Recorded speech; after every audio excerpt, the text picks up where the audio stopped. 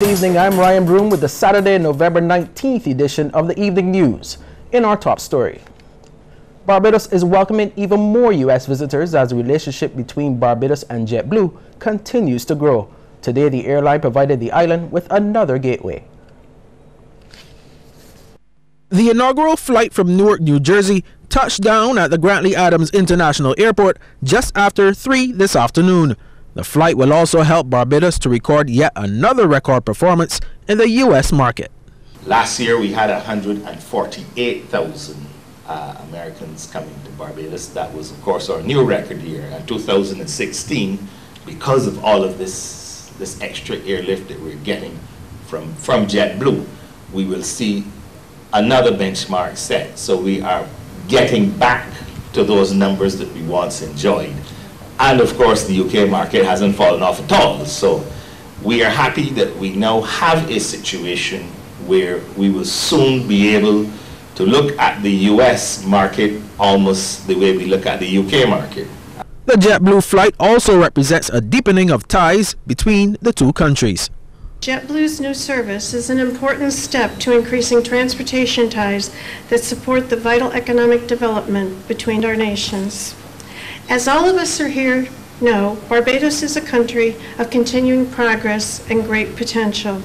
This latest expansion of JetBlue's services to Barbados will only strengthen the already close and productive economic and cultural relationships between the people and businesses of the United States and Barbados. And Barbadian-born Mayor of Plainfield, New Jersey, Adrian Mapp, was aboard today's flight. He believes it will reduce the travel time for those leaving the U.S. and pledged his support to promoting it. For those of us who live in New Jersey and who have to travel an hour, maybe an hour and 15 minutes to go to JFK in order to come home to Barbados, this is a great opportunity to continue to serve the New York City metropolitan area, serve New Jersey, and to enhance the number of visitors that will be coming to Barbados. JetBlue services to Barbados started back in 2009. And in other news, the president of the Barbados Chamber of Commerce and Industry is deeply concerned that the ongoing industrial action at the island's ports will have a severe impact on business as independence celebrations come to a climax and the Christmas season begins. Mr. Abed, who is also managing director of popular retail store Abed's, says both established retailers and casual vendors have been able to capitalize on Barbados's independence anniversary celebrations, but the ongoing go-slow threatens to put a major damper on the remaining celebrations.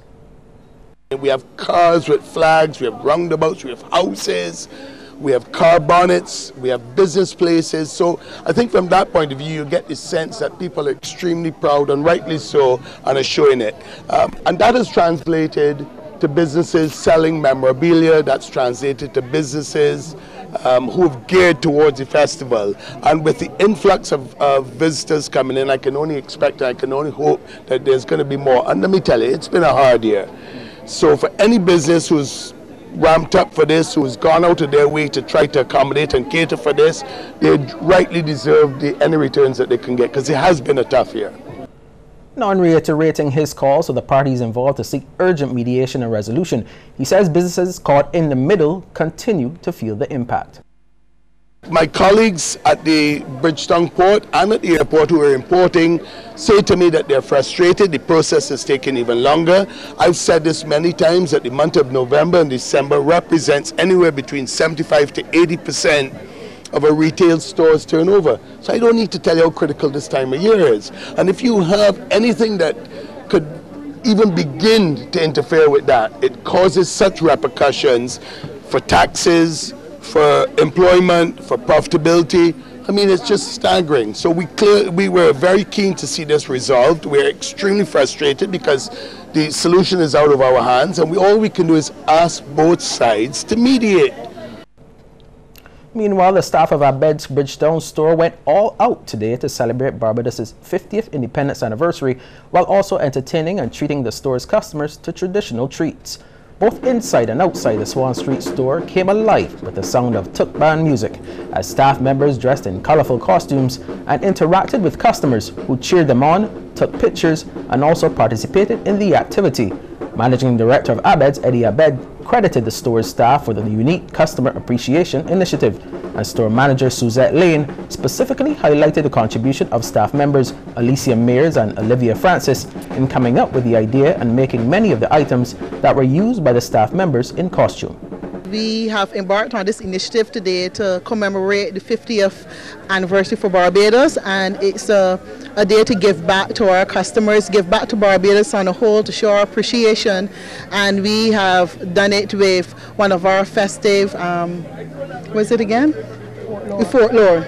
So we have all of our staff is dressed up. We have Mother Sally's, we have the nut seller, and they have all prepared little Bajan sweets. So we give that to our customers, and it's just to show our great appreciation for everything that our customers has given to us, and also our appreciation back to Barbados. Take a break now, but coming up we'll tell you about an act of giving to the needy.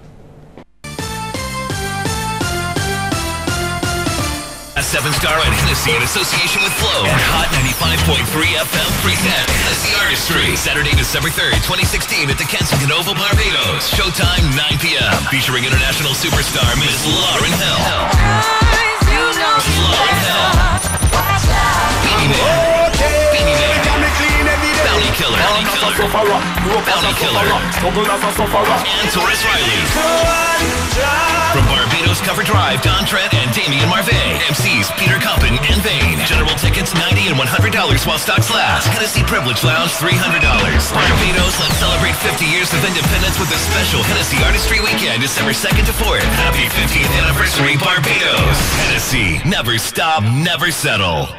Be there on Sunday, November 20th, when the Barbados Food and Rum Festival climaxes with Feet in the Sand. An exciting all-inclusive beach party from 4 p.m. to 8 p.m. at the Hilton Barbados, with performances from me, Biggie Irie, Crossfire, and DJ Salt. Soak up the culinary savvy of the chefs at the food demonstrations. Sample a wide variety of food at the many tasting stations. Watch the master chefs' Black Belly Sheep cook-off. Lounge with your favorite cocktail or join in the fun by the sea as we bring down the curtain on another extraordinary Barbados Food and Rum Festival. Book your tickets now for the Barbados Food and Rum Festival's Feet in the Sand Beach Party at the Hilton Barbados on Sunday, November 20th at ticketpal.com. For more information, visit foodandrum.com.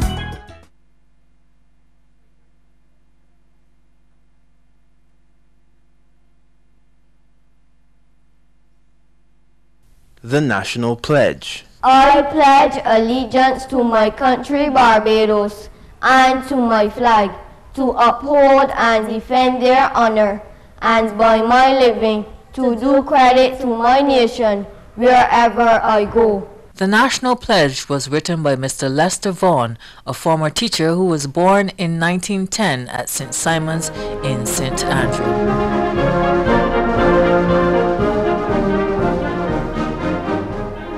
This week on Rejoice and Sing, we welcome back the servitors of Barbados. I wanna hear the story. I wanna hear the story. I wanna hear the story. I really wanna hear it. Then we get up close and personal with Alvin Slaughter. Holy Spirit,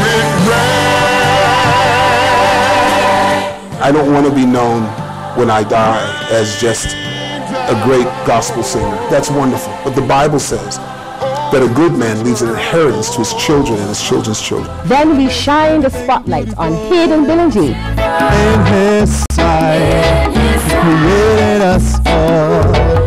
And finally, we feature a video by Matt Redman.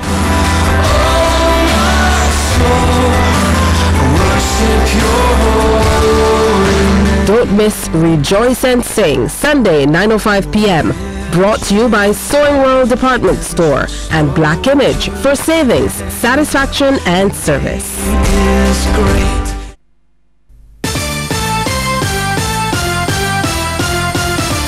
Welcome back. A retired medical professional says Barbados is yet to develop an effective program to combat the threat of non-communicable diseases. Instead, Professor Sir Errol Walren says what has emerged are programs to deal with the end result.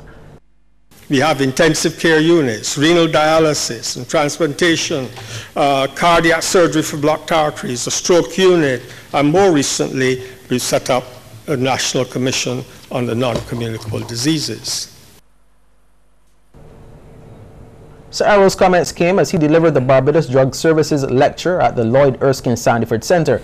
His topic, Independence and Health, These Fields and Hills. He said the growth of businesses that supply foods that contribute to the rise in NCDs has skyrocketed since independence. In other news, a Barbadian living in Brooklyn is giving back. He is 42-year-old Andre McDonald, who, along with his mother, migrated to America when he was 5 years old. He is the founder of It's From the Soul, a non-profit organization which donates sneakers to the less fortunate. He says it started with one act of kindness to a freezing stranger, and ever since he has been determined to make a difference.